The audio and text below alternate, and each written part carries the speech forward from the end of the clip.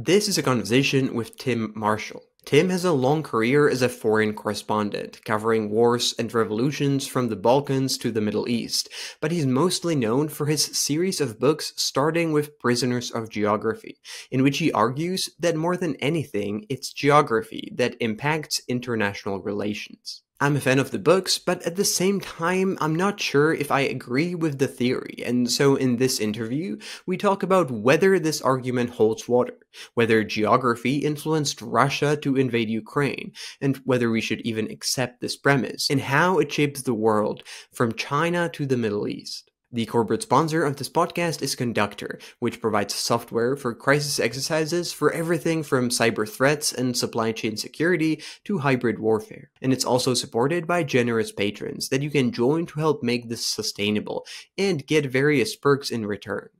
And now, enjoy the conversation. So, welcome to the podcast. Thanks for the invitation. It's a little nerve-wracking, but we'll see how we go. So we're going to be talking mostly about geography, which has been the focus of your work.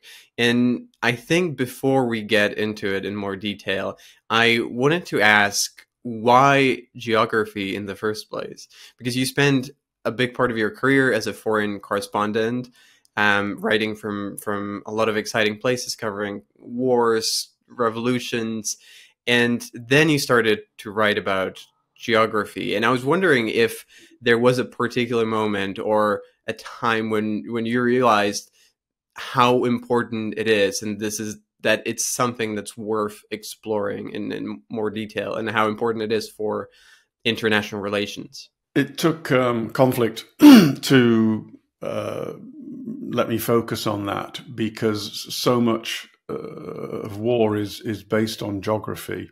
You know, why do you want this area? What does it give you?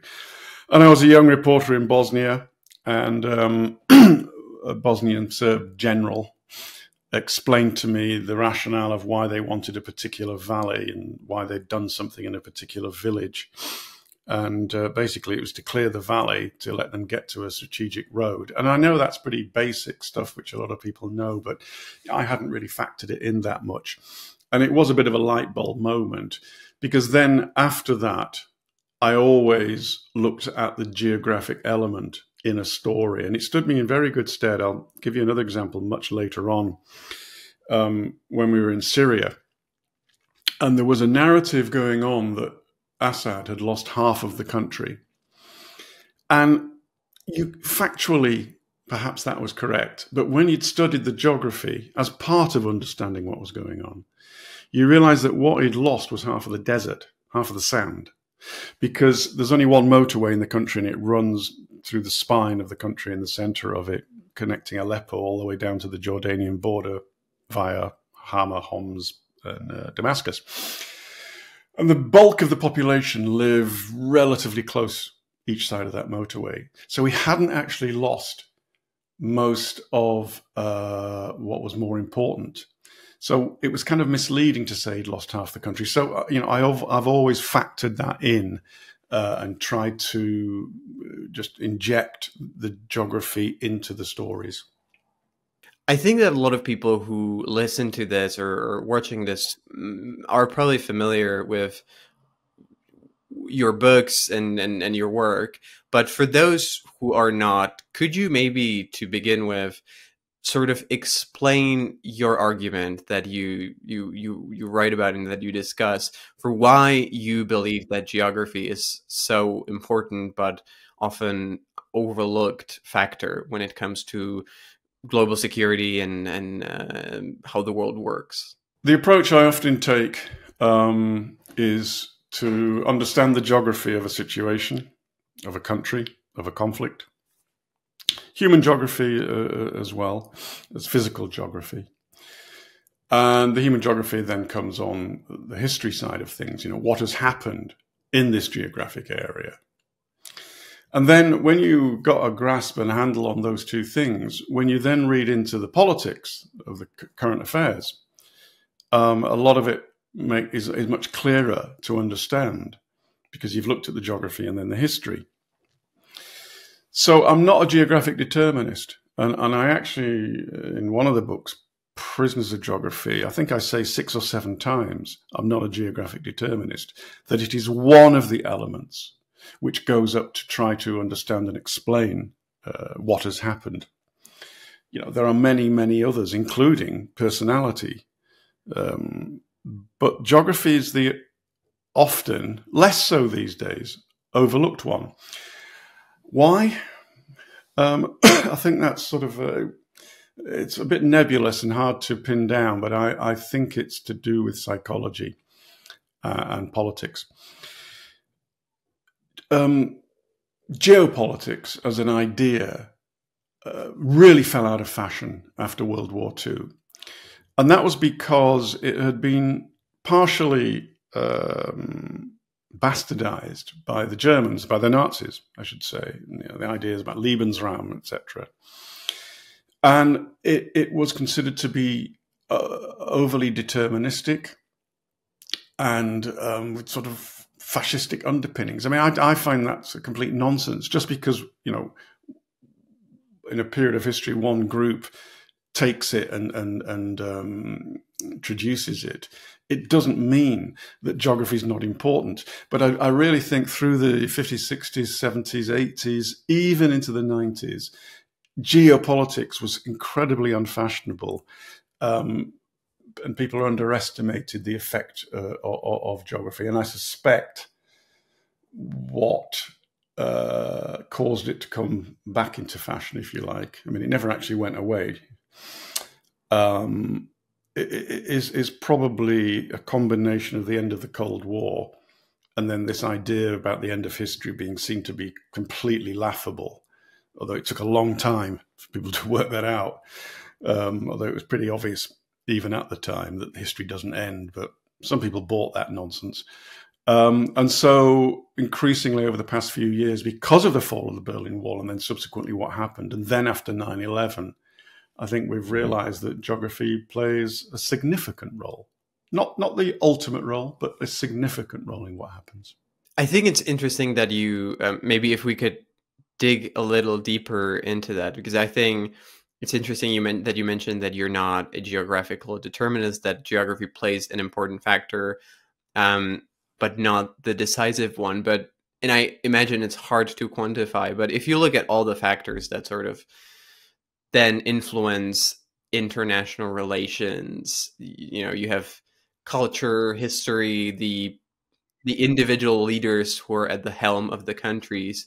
How important would you say that geography is? Where would you put it on that ranking system? You were right at the beginning. I don't think you can quantify it.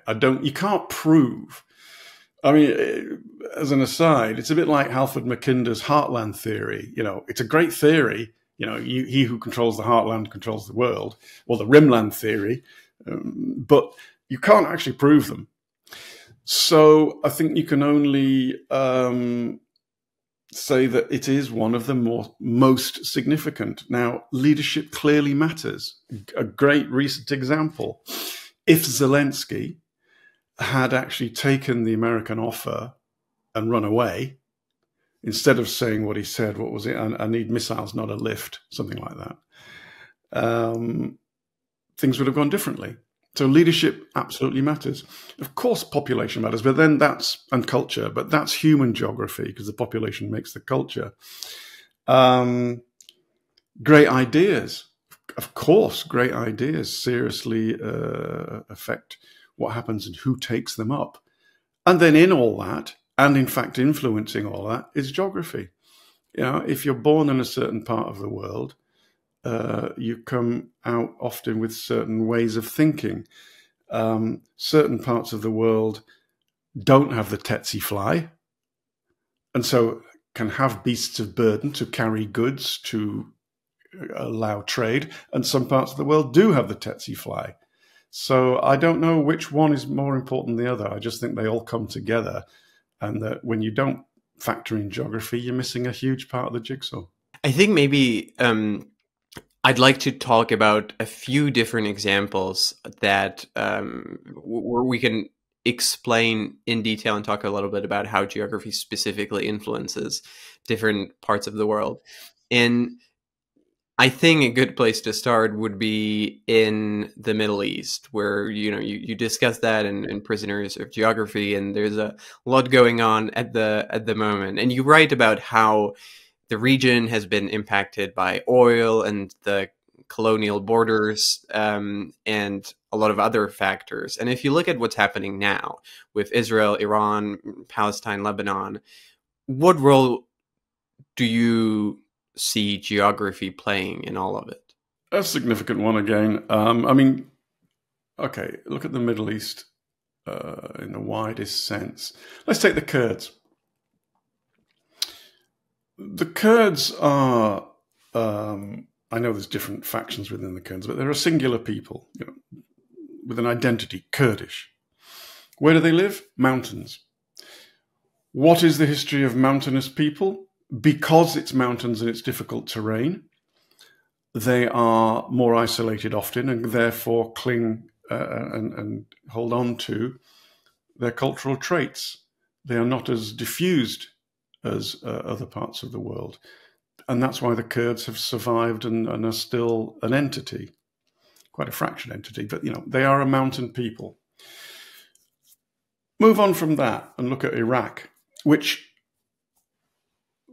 until only when the British showed up did anybody think of it as a single geographic area, because it isn't.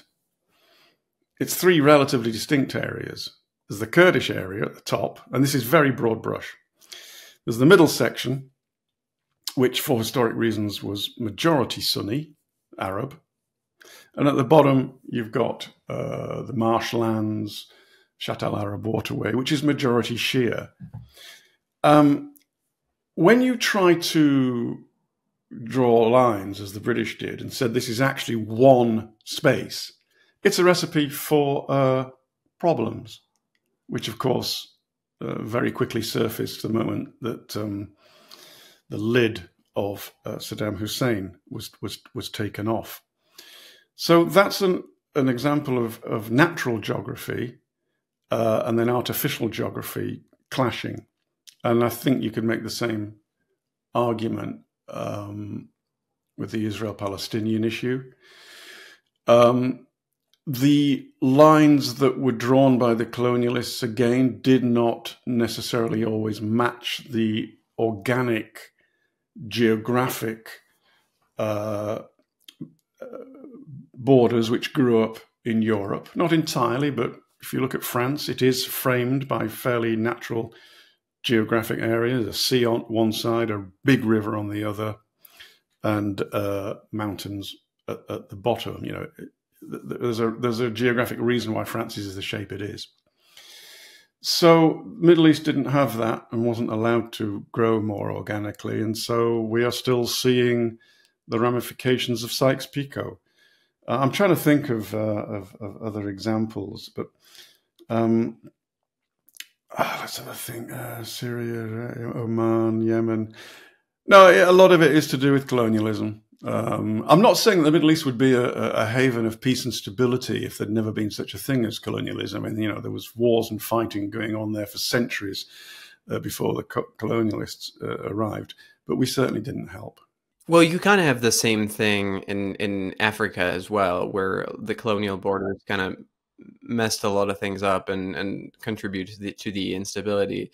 And I wonder do you think that the influence of that, both in Africa and in the Middle East, will eventually dissipate, and over time, as the borders that were once drawn artificially became more ingrained and become the real borders accepted by everyone, this influence will sort of disappear, or whether at one point, or whether that will never happen, and at one point maybe someone will decide that the way that it's structured now doesn't work anymore, and that the borders need to be redrawn to fit the natural geography. I think it's the latter, sadly. Good example is Iraq, which even to this day does not, many people there, and Saddam didn't accept the idea that Kuwait was a separate country. They've always thought it was actually part of Iraq, their 18th province or 19th. Forgive me, I forget which one. And they felt Saddam felt he was justified in going in and reuniting it with the motherland. And I think you will. Syria does not really accept Lebanon. Most of the populations in the area don't accept Israel. A lot of the governments do, but a lot of the populations don't. So no, I don't think this will calm down. I mean, it is a sad fact of life that all of our recorded history, we have had conflict. I mean, it's not the normal state of affairs. Most of the time, we're not fighting each other.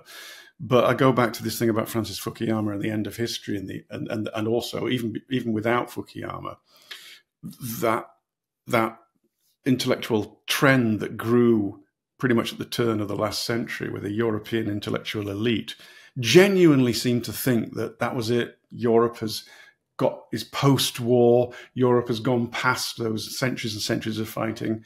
Why would you think that? Why would you disregard all of our recorded history and think that we're now settled? I mean, I know that sounds like a fairly bleak view, but I just think it's a fairly realistic view, and all you ever do is try to ensure that things are as harmonious as possible. So I don't see why it will calm down in perpetuity in the Middle East. They were very wise, the African leaders, after they got their freedoms, because the African Union decided we will all agree we're not changing borders by force, because they realized, or we're not going to unpick these ridiculous lines that were drawn, because they knew that if they tried, it would just be endless war. And despite the continent having the problems that it does, when you look at the amount of ethnic, cultural, linguistic issues there are around nearly all of their borders, they've actually made quite a good job, of trying to create nation states, countries, out of sometimes dozens of nations, which are then inside it. I mean, Nigeria has at least 19 nations inside a state. So they've actually made a reasonably good job of it. But they were fighting each other before the Europeans showed up. So it's not that peace and harmony breaks out as the colonial influences fade. Just a quick break here to let you know that the corporate sponsor of this podcast is Conductor, which provides software for crisis exercises for everything from cyber threats and supply chain security to hybrid warfare. Thank you, Conductor, for sponsoring this podcast. And now, back to the conversation. One more topic that you write about, and that's relevant to both the Middle East and Africa, is the factor of water, and particularly water scarcity. And I think that's really interesting because it is something that I feel we've always heard about as at some point in the distant future, there will be wars over water. And it still sounds very futuristic and kind of dystopian. Do you see that today? Do you see that we're getting closer to that reality maybe? And when would you expect a conflict like that to break out for the first time? I don't expect one to break out, but I do think that we are closer to the possibility. There was a seminal book, I think late 70s, early 80s, called Water Wars. It had a big impact on geopolitical circles. And I mean, what the hell? That's 40 years. And we haven't really had a water war. But we've come close, notably with Turkey and Syria and Turkey and Iraq. India and Pakistan have always had issues, but it's one of the things they actually can cooperate on. That's the headwaters, which comes out of one area and then flows into both countries. The potential flashpoint at the moment is Ethiopia and Egypt because of the Grand Ethiopian Renaissance Dam GERD. Which is being filled for the 5th time, and the Egyptians are raging mad about it. Now, I don't think the Ethiopians are about to turn the tap off, and if they do, Egypt ends. No Nile, no Egypt. So I just for the few people that may not know the geography of it, the Blue Nile comes out of Ethiopia, comes down, joins the White Nile, and off it goes into Egypt. And a lot of people think Egypt is a huge country, and yes, it is, but it's actually population. It's it's a very crammed, crowded country because nearly all of the 110 million people live pretty much each side of the banks of the Nile. And already they are having less water, which is seriously affecting their agriculture industry, which is very, very important to them. You have to feed 110 million people every day. So that has caused massive tension with Ethiopia. Now, I'm not convinced the Egyptians could go to war with Ethiopia, but it is an existential matter. And if the waters were cut off, they would go to war. They would find a way, probably down the Red Sea, which is why they're busy cozying up with Somalia. But that's a connected, but a story we don't have time for, probably. So I think that is the flashpoint, because if the climate modelling is correct, and if there is less water, push comes to shove, a state, a country, will not share it equitably if it means its own population is going to suffer. And so if the climate modelling is correct, there may be shortages ahead, in which case the tensions would rise even further between those two countries. So that's one of them. And again, the dams that Turkey has built in the Euphrates across the Anatolian plain, again, they have their hand on the tap now. And water is an existential issue. So the three big ones are those: India, Pakistan, Turkey and the people downstream, and then the Ethiopians and the Egyptians. Wars, not necessarily kinetic, but rivalries and conflicts. We're seeing them in Spain. I mean, they have incredible water issues. And that has, I'm not talking about a war breaking out in Spain over water, but it's an example of how this is going to be increasingly an issue which we will become aware of. The different regions of Spain are absolutely at loggerheads with each other about sharing out the water they have. I know that's a very long answer, but I suppose in brief, that book was written 40 years ago. Happily, water wars have not happened, but given the varying situations around the world, we may be closer than we were. I think the example with Ethiopia and Egypt is interesting because, and I guess you could apply that to other examples that you've talked about, but I wonder to what extent it's an issue of actual water scarcity because of climate change, and to what extent it's sort of artificially induced scarcity where one nation cuts off another one and that results in a conflict where maybe you could find a solution where everyone can share the water supplies and there would be maybe enough water for everyone. Well, the two things are connected. I agree. The Ethiopians say there is enough water and we will be letting enough through for Egypt's needs. But Egypt has already said for several years now, the amount we're getting is lowering all the time, incrementally by small amounts, and it is affecting agriculture. I mean, it is demonstrably true that various farming industries are having to relocate, grow different crops, ration the water. I mean, it's already happening very, very slowly and at a low level. And Egypt has other issues with salination coming in from the aquifers near the coastline and other things. But I'm looking at the idea of that's already creating tensions. If the climate modelling is correct, and if there is less rainfall and more heat and therefore more evaporation, therefore there will be less water. And if there is a form of drought that happened at that point, if Ethiopia believes there is not enough to share around, it won't share it around. So, I'm basing it on A, what's happening now, and B, the potential for shortages in the future due to climate change.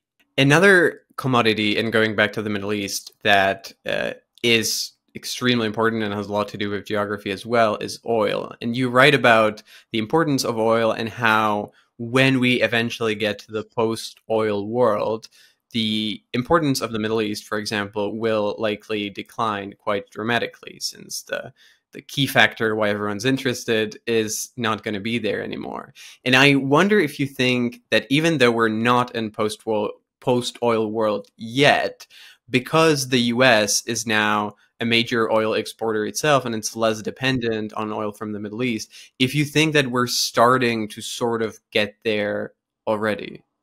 Yes, insofar as the Americans have read the future and have been trying to get out of there for more than a decade, but they do keep getting dragged back in because they can't leave yet. Because although we are heading to the post-oil era, not this side of 2050. And so you have to stay there whilst you gradually draw down. But given that the transition is going to be over such a long period, they can't leave and they keep getting dragged back in. I mean, the current situation is an example. The Americans extremely worried about the Iran-Israel situation, because if it got out of hand, the Strait of Hormuz could be closed. If the Strait of Hormuz is closed, as we know, oil will just rocket up again.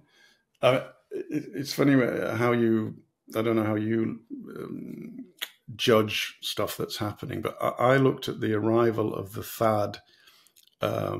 This is the air defense system that the Americans have sent to Israel. It arrived with the advance party, and oil went down by 5% within a few hours of that news arriving. And that's because people, I mean, they're only gaming it out. In fact, I would say guessing that what has happened here is, I will come back to your question, sorry, Dominic. What has happened here is that people have read the runes and maybe got the tip off that the Americans have agreed to send this in exchange for the Israelis saying, we won't hit the nukes. We will hit something. And therefore, the retaliation, if it comes, will be less than it would have been if you hit the nukes. And therefore, the THAAD is going to help with all this. And so you've just possibly reduced the whole thing going up over the next few weeks. And that's one of many, many ways when you try and read what the hell is going on.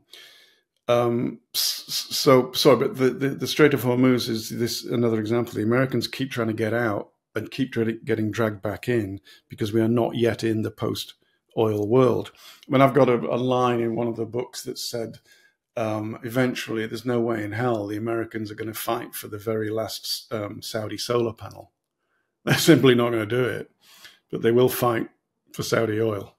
I'm going to be doing a lot of jumping around because there's a lot of different topics that I wanted to ask you about. But talking about the US, I wanted to talk a little bit about that and their geography, because the US is often presented as the example of a country that has where geography really worked in their favor, and they have more geographic advantages than anyone else, with two oceans on both sides, friendly neighbors, far enough from any other potential power. And I think that's all true. And that there's an argument that it really contributed to the US becoming the world's main superpower.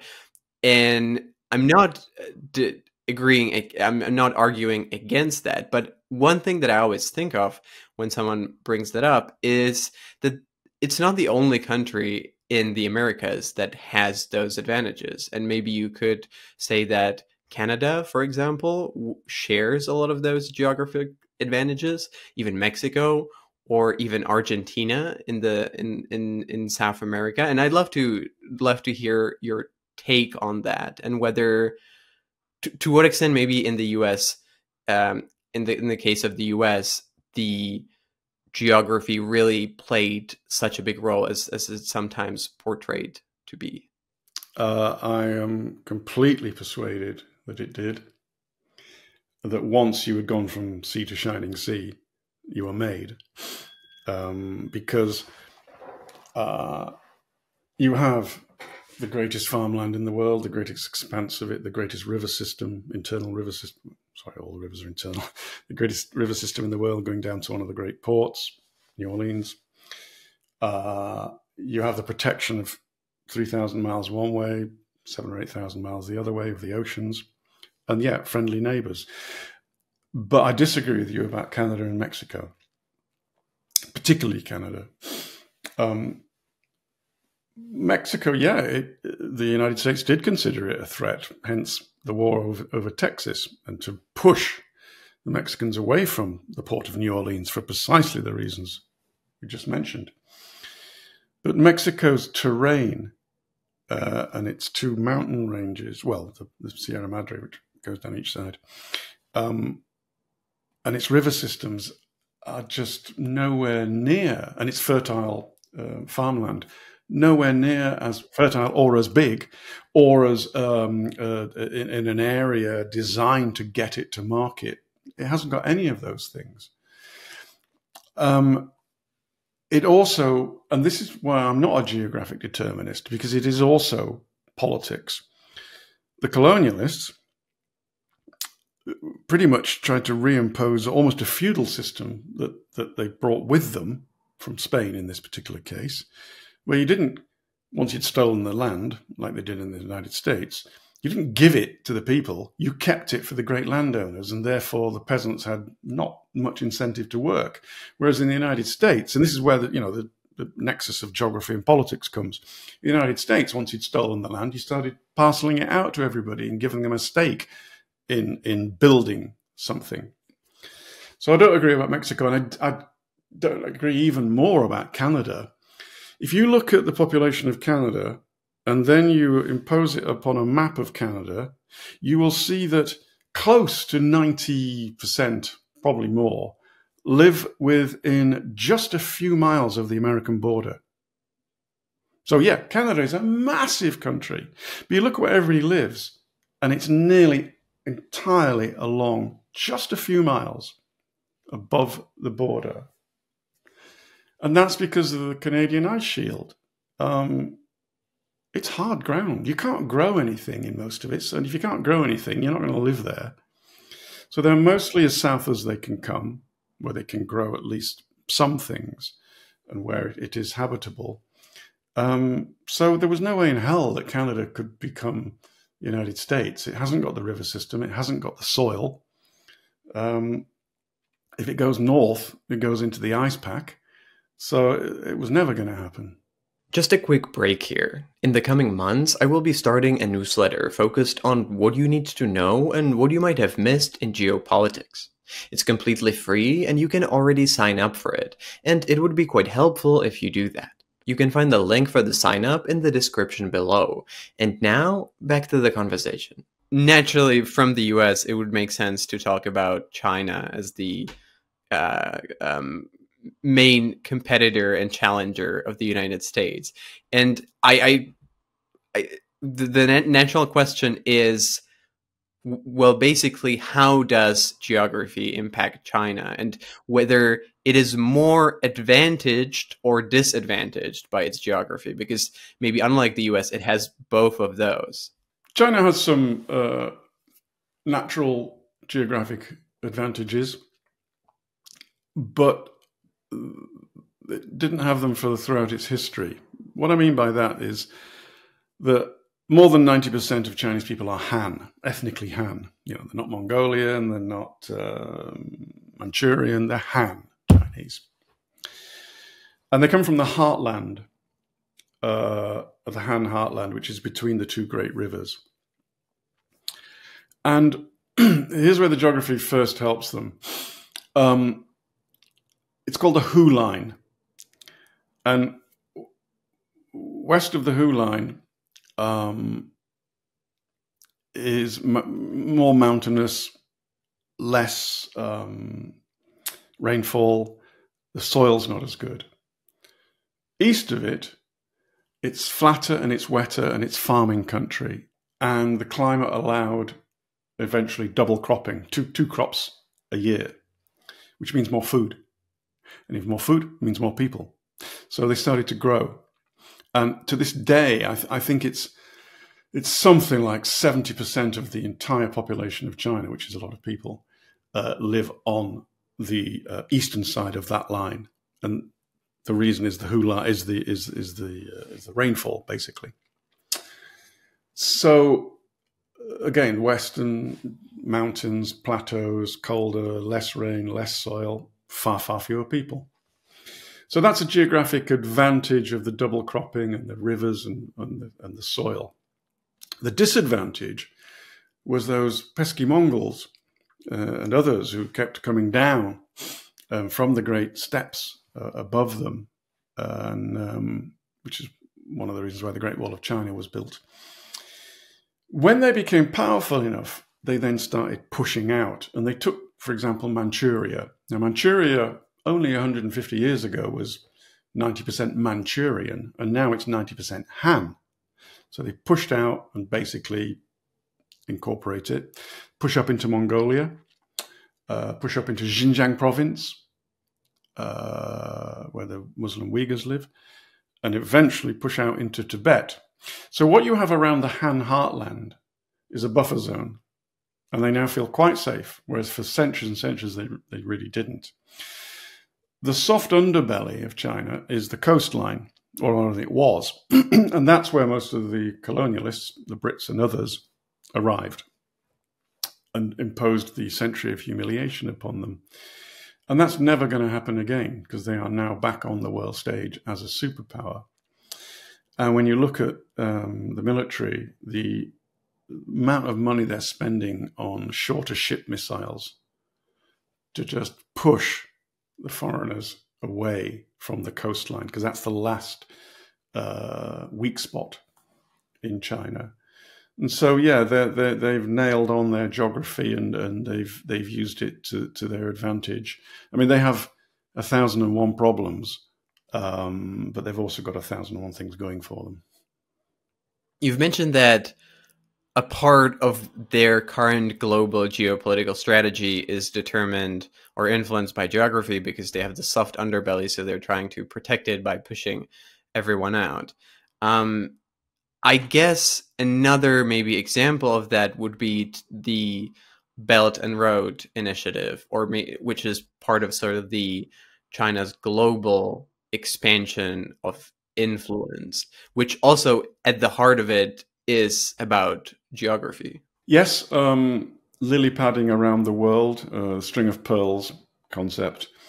I mean, you go back to the United States. I've often argued, if you want to really understand a map of America, a map of the United States, don't just look at the map of America, look at a map of the world. And if you've got on it where American concrete is, that's the real map of America. And by that, by concrete, I mean, look at the look at the Navy base in Bahrain, look at the Air Force base in Qatar, look at the listening posts in Australia, etc., etc., etc. That is a real map of the United States, certainly of the United States power. And the Chinese saw, well, the British did this in previous centuries, all the coaling stations that they had. And, the Chinese know how this works, and they are doing the same thing, both militarily and economically. Hence, strategically, they, when they could, took control of the port at the southern tip of Sri Lanka. Not for the Navy yet, but they have, they control it basically. They're building they've built the port in Gwadar in Pakistan. They're making friends with everybody they can along the way. The port in Djibouti on the Red Sea that they're building. So, they know that with great economic power comes problems and issues and responsibilities, and the necessity to protect that power, economic power. And that is where the military comes in, which is why they are building not just a string of pearls economically, but a string of pearls militarily across the world. And they're doing a pretty good job of it. I want to talk about Russia next, but before, just one final question on China, because I think it's really interesting that you've mentioned that now there's a heartland in China, and then there's a buffer zone around it. And so China doesn't feel the need to expand further because it's secured the borders. But if you look at Russia, for example, then the need to continually expand, to continually secure, quote unquote, their territory is there. And they never, I would say, maybe feel that sense of security. So why do you think that in China's case, they have? Well, they feel secure. They're also, to an extent, insular. I mean, you probably know the history of the great Chinese admiral in the 1500s. They actually sailed right across the Indian Ocean, and they used to be trading with Madagascar and all the African peoples along that side of the African continent. And then one of the emperors just said, "No, we don't want to do that. We're the Middle Kingdom. We're big enough." And they're not the hermit kingdom like North Korea, but they've never actually gone out and sought a global empire. Now, I would argue that they have been colonialist in the sense of taking Tibet, taking Xinjiang, taking Mongolia, taking Manchuria. Colonialist in that sense, but that's just sort of their region. And I think that they are satisfied with that, and Taiwan. They're satisfied with that.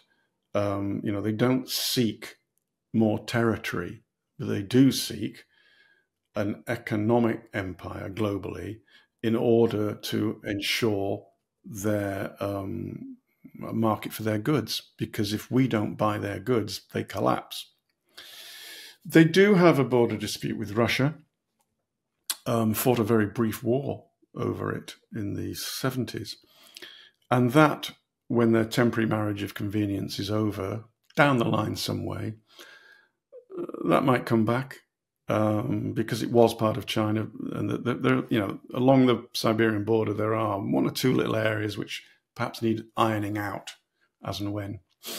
The Russians are in no position to extend anywhere further in that direction. But when it comes to Ukraine, their leadership tells the population, and given the geography and the history and the control of media, their population buys the argument that Russia must control Ukraine for its own safety. Now, I think that's utter nonsense, but I completely understand why many sections of the Russian population believe it. I think it's rubbish, but it's easy to persuade the Russian people of this requirement. And no matter what the peace deal is with Ukraine, eventually, if Ukraine is not given cast iron guarantees of its security by Western countries, Russia will simply come back again at some point in the future. It's regarded by them as an existential matter, even though it isn't. Before we move to talk more about Russia and Ukraine, one more question on China. You've mentioned Taiwan. Do you think that because there's a number of reasons why China would want to have Taiwan back. In terms of geography, does it play a significant role? Is there a significant advantage from controlling Taiwan? In a beautiful, peaceful world where we're all hugging each other, no, it's just a nice island you can trade with and sail past. In the real world, it's very, very strategic. And it's more than that, though. I mean, again, this is, it's not just about geography. Briefly back on Ukraine, Putin believes that there's no such place, believes that they're all actually really Russian. And again, I mean, it's complete nonsense. The Chinese leadership, and actually, from my experience in China, I would say, I didn't speak to all 1.2 billion of them, but the Chinese population believe it to be Chinese, the motherland. Facts and emotion are very different things. Factually, I think the mainland of China has only ever controlled Taiwan for less than a decade. The Japanese have controlled it for longer than China, but in their heads, it belongs to the motherland. That's nationalism. Geographically and strategically, it's very, very important. You look out from China, and in front of you, what you see with Taiwan in the middle are all these friends of America, South Korea, Japan, Taiwan, Philippines. And you could very easily blockade China, which is their greatest fear, because you blockade them, they're not getting their goods out to market. The factories close, unemployment rockets, they don't trust their own population. So they have to find a way of breaking that wall, which is to take the biggest brick out, which is Taiwan. Now they've tried pressure. They've tried diplomacy, where you're trying to pick off other countries in the region to come and lean towards you and not lean towards the Americans, in which case eventually Taiwan is so weakened it might lean the same way. That hasn't happened either. So there is the military option, which I think is unlikely. But then there's the slow strangulation option, which I think is more likely. But that's the strategy of it, because if you have Taiwan, a lot of other bits of the dominoes fall. The Philippines is a very good example. Philippines and China have a number of overlapping claims to territory, the Spratly Islands being the best known. And the Philippines says, nope, those are ours. And China says, nope, those are ours. And Philippines says, don't try anything, because we've got a friend over here called the United States of America. That's why we've just given them basing rights in 5 more bases. And we're a treaty ally of theirs. But if that situation went away and Taiwan fell into China's hands and America didn't bother, decided it's not worth it. Or, for example, in 20 years, when they've built their super semiconductor factories in America, which they're now trying to do, to have less dependency on the super semiconductor factory in Taiwan, which is the world's leading producer. At that point, if you haven't bothered to defend Taiwan, the Philippines, and everybody else says to itself, what's the point of being an ally of America? And then you have no choice. You lean towards the other superpower. And then you can't make the argument about the Spratly Islands. So Taiwan is about the whole of the South China Sea, not just Taiwan. So let's talk about Russia and Ukraine, because when your book, Prisoners of Geography, first came out in 2015, you opened with a passage on Ukraine and Russia, and you sort of hinted at the inevitability of a further conflict. And, 9 years later, almost 3 years into the war, how do you look back on that, and how do you see it now? Thank you for listening to this conversation. If you'd like to hear the rest of it, you can find it on my Patreon. Click the link in the description or go to patreon.com/decodinggeopolitics. And if you decide to become a supporter, you get bonus content, Patreon-only episodes, and you will be able to ask questions to my future guests.